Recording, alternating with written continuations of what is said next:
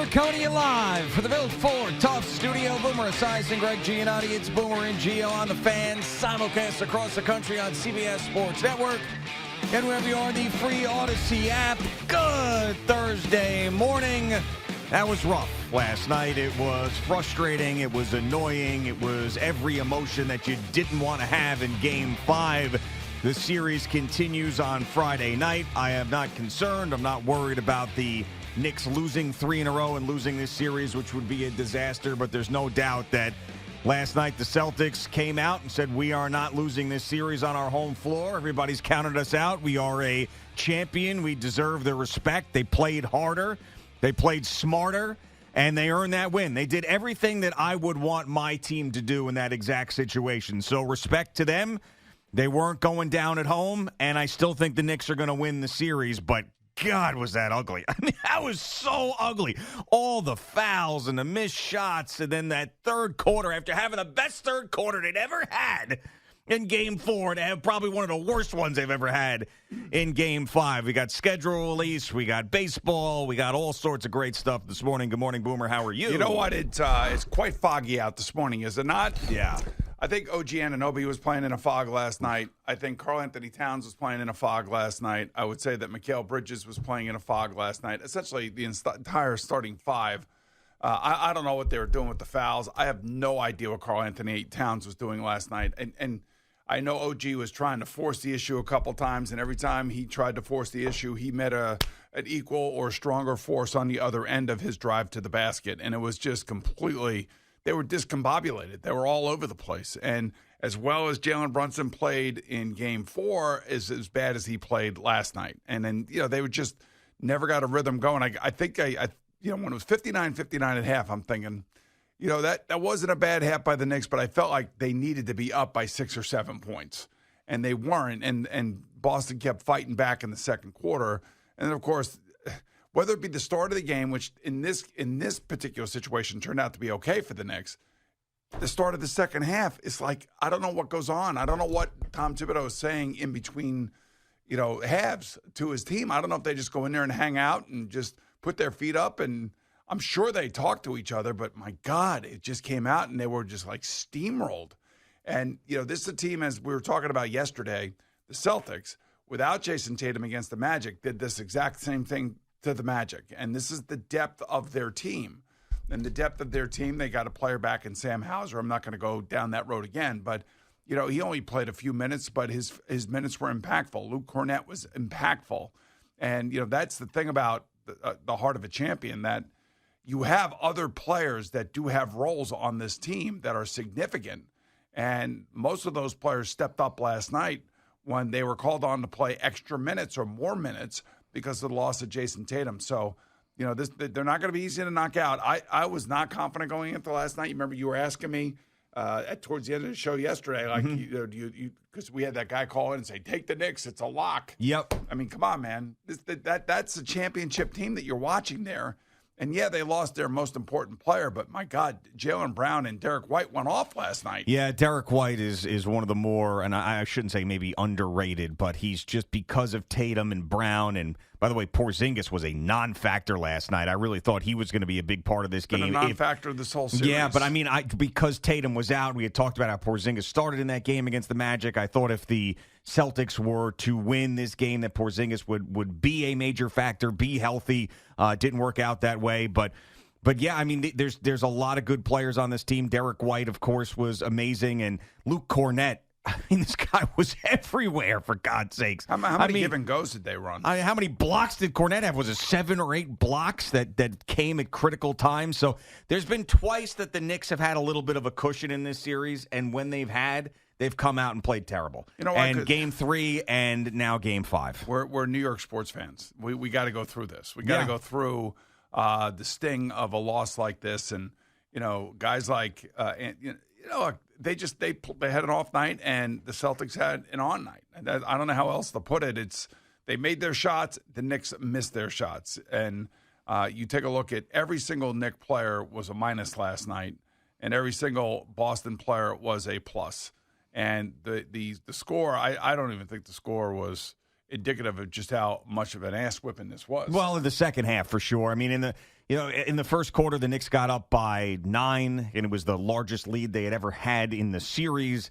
Reggie Miller made a comment about the crowd being quiet, and it just felt like it was trending in the Knicks' direction. And then the second quarter, here come the Celtics, come back and tie the game at halftime. And then, of course, the third quarter was miserable. And I was encouraged at halftime because I just seen the Knicks play their best third quarter in Game 4. I was like, they're going to come out again and be really good in the third quarter, and they weren't. And how about, Mitchell Robinson hitting all his free throws last night, which is a miracle. But, Karl-Anthony Towns has got to stop playing so sloppy. And I understand that, Mitch, he makes such an impact, and when he's on the floor, the Knicks are probably at their best, and usually he comes on the floor when Karl-Anthony Towns goes out, but he's just like, he's out of control, and he's all of these fouls are legitimate fouls. How about the one shot where he misses and then he goes and grabs Derek White? Just hugs him. He just basically grabs the guy, and then he's complaining to the official like, "Oh, that's not a foul. What are you talking about?" He puts his team in a lot of trouble just by making bad decisions. Great player, great shooter. Every time they win, he's involved in the winning. But OG Anunoby was terrible last night. Yep, to me. Between the fouls between Brunson and Towns, and then, of course, the poor play by OG, who was just completely out of whack. I don't know what was going on with him last night, but he was totally out of whack. Every time he got into the paint, either somebody was blocking his shot or he was leading with his knee and taking an offensive penalty, a foul. It was about as bad as you could have asked for. He kept shooting short. That was the other thing. It was just one of those bad nights, and thankfully the Knicks have some cushion, and thankfully they can play Friday night at the Garden. Yep. It's going to be an insane night at the Garden, and hopefully the Knicks don't have one of those Knick home games where they're down by 20 midway through the second quarter because they can't hit a freaking shot. Yeah, I'm expecting them like this. This is just one of those things where you cannot give up or run away or have no confidence or no belief in this team going into this game and think they're going to do it again. I have full confidence that Jalen Brunson's going to be great, that all these guys that were terrible in this game are going to be better. I can't see them getting down 20 and then getting roasted again in this game, but it is possible. Anything is possible, especially in this series. But yeah, it was the game had gone completely differently early on. The Knicks actually had a lead. Mitchell Robinson was hitting his free throws. I'm like, okay, this is going the way that I wanted this game to go, and then it just went like Game 3 did, where they had no shot at the end of the game. And the lead just building and building and building in that third quarter. I'm like, God. It's amazing what happens when you lose a guy that plays 40 minutes a night, like Jason Tatum. Mm-hmm. All right, so you lose this guy, and now all of a sudden Luke Cornett gets more run. Sam Hauser's back now. He gets more run. Peyton Pritchard is out there longer. And those three guys in particular, when they were on the court, they were dominating the Knicks. And, we know that Derek White has been a pain in the neck. He's a great shooter. We know that Jaylen Brown had some off games earlier in this series. And then the last couple games, he's really started to turn it on. And you could see why, he's an all-NBA guy. Yeah, how about him, by the way, jumping out of bounds and getting that ball and basically, he was like levitating in the air to keep that ball in bounds for the Celtics. And that was sort of that desperation that the Celtics had and the Knicks didn't. And they even said it after Game 3, the Knicks, that we didn't really have it. They wanted it more, the whole thing. And that same thing happened last night. It's one of those things where you can't manufacture the desperation. And the Knicks certainly couldn't last night. I wonder the statistics for open threes by the Celtics. They had to have at least 10 open looks. Jaylen Brown was standing there for like 15 seconds on one of them. Yeah, I know that. That's what I'm saying. So the rotation for the Knicks D was a little bit discombobulated. Again, I don't know. I have no idea what OG was doing last night. It was. Yeah, I love the guy. I really do. We all do. We all think the guy's terrific. No, I just there's no defending him at all last night. It was a miserable. Everybody had a miserable performance. That's the worst I've seen him play in a very, very long time. I hope that hamstring isn't affecting him in any way. It didn't look like it was. It just looked like he was just just off, as you said, for whatever reason it was. He just didn't have his shooting touch. He didn't have any sort of. He was just, even when he was dribbling the ball and trying to get to the basket, he didn't look like he had the confidence he normally does. He was bad. But I just don't expect those guys to be that bad again. I really do have a belief in them that Friday night it's going to happen, and they're going to win, and Knicks fans are going to be. I'll tell you what, it needs to be happen. celebrating. It needs to happen. Of course, just Game 7 is a disaster. It would be a disaster for them. There's two other reasons why it has to happen. One of those is the Pacers made it to the Eastern Conference Finals, and they basically took care of Cleveland, and they won 4-1. The other thing is that Julius Randle and Dante DiVincenzo are going to the Western Conference Finals, as both of them had great games last night against Golden State, and they beat Golden State. So, you had this whole offseason trade. You had the disgust by Julius and Dante for the Knicks letting them go, and then you bring in Karl-Anthony Towns and Mikal Bridges. And look, the Knicks have been playing great. They're playing one of the best teams in the league. They got them 3-2 right now. They could still win at home on Friday night, which it's not. It doesn't feel comfortable just simply because the Knicks haven't played great at home overall in these playoffs. But Friday night's going to be electric, and the Knicks players are just going to have to react to it in a positive way and not come out tight and not play well and turn the ball over and try to force the issue and take stupid fouls. I mean, the second half, I don't know what I was watching. I mean, it was so frustrating watching the Celtics have these wide-open three-point plays. Meanwhile, every Knicks possession felt like it just took so much energy to score a basket. Yeah, absolutely. I mean, offensively, completely out of whack. And it was also frustrating with all the fouls. I mean, Jalen Brunson getting 4 fouls in the third quarter in a matter of 7 minutes. It just had no flow to it. And he's lucky he didn't get hit with another one when he hit Jalen Brown in the Stones. Yeah, that is true. That's the same play you're talking about where Josh Hart got busted open, right? Yeah, and he jumped into Luke Cornett's elbow. Yeah, well. And by the way, so I'm watching 2 games at one time. I'm watching Florida and Toronto, and I'm watching the Knicks and the Celtics. I don't know how you could be distracted by the Panthers and the Maple Leafs when the Knicks playoff games going on. When you watch the game side by side, I mean, the basketball game just takes forever. Stop, start, commercials, timeout, stop this one, do it.